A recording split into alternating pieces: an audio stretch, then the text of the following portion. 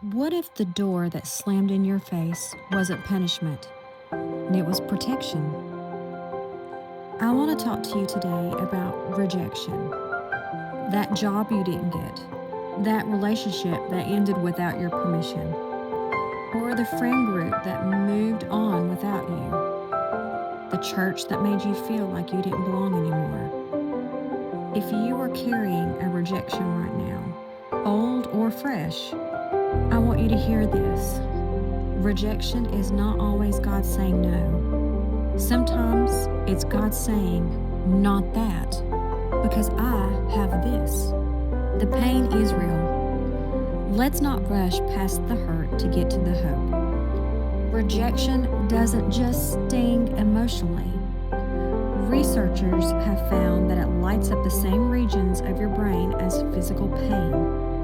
Your body isn't just being dramatic when rejection feels like it knocks the wind out of you.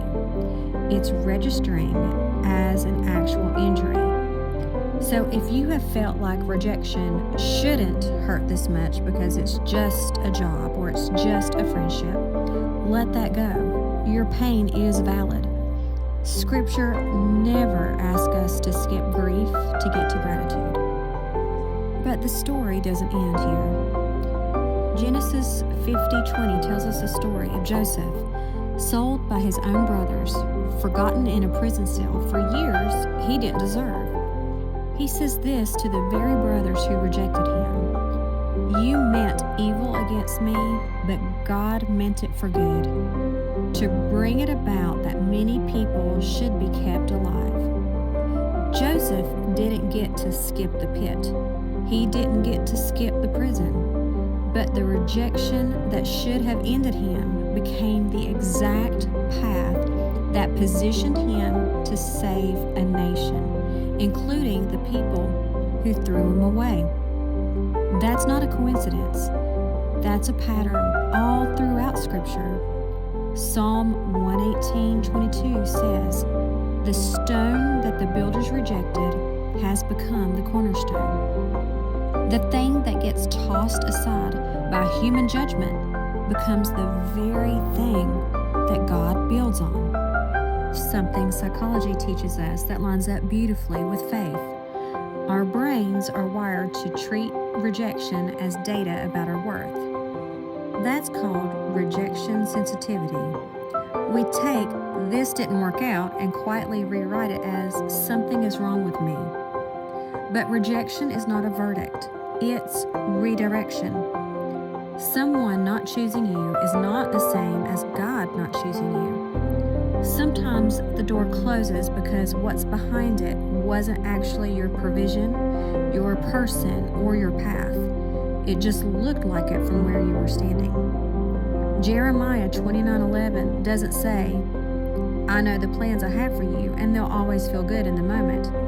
It says, God's plans are for welfare, or good, not evil, to give you a future and a hope. Sometimes the only way to get out or to get to your future is to close a door that you were trying to force to open.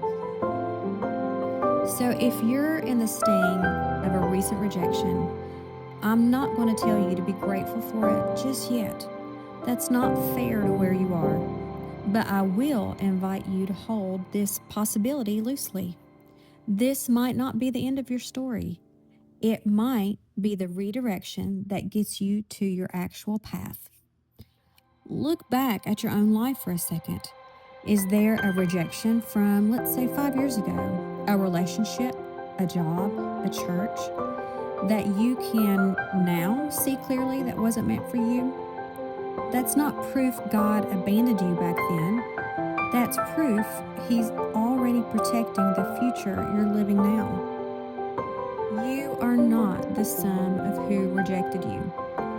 You are not disqualified because a door closed. Joseph's story didn't end in the pit, and yours doesn't end in this rejection either. If this spoke to you, stay a minute. I want to hear in the comments, what's a rejection you can now see was actually redirection? Let's remind each other that we're not alone in this. Thank you all for being here today, and I love each and every one of you.